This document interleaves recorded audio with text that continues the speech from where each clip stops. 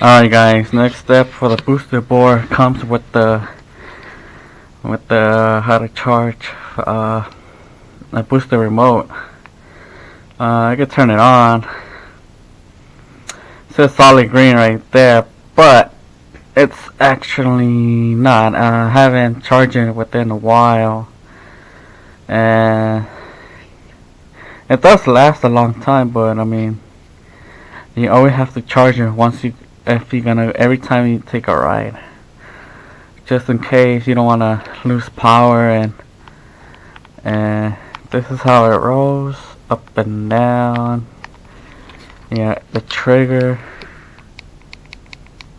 press it and push up, you roll it up, roll it down, whatever. Okay, I'm gonna turn it off. Okay, the thing is, booster board and the package, it comes with that cable to charge the remote, but they do not include a USB charging port. So I use the regular one for my iPhone. It still works.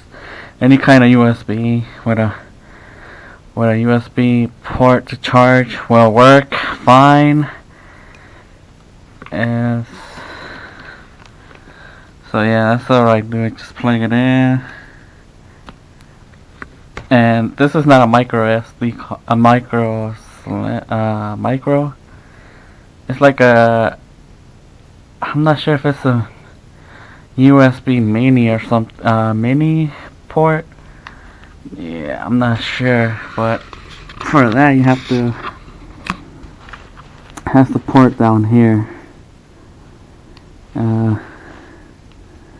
I guess you plug that in there. I'll show you guys.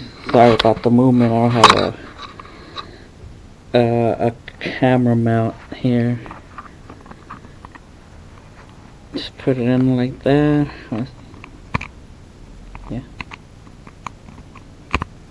And it slips in there.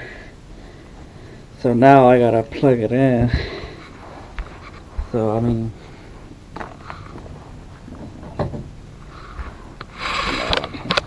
sorry about that. Now I gotta plug it into one of these. Plug it in. And there you go. Now it's charging. I have to use that extension cord because I'm running out of space just to make a videotape here. So this is how it looks. Looks red. Once it's solid green, it's good to go.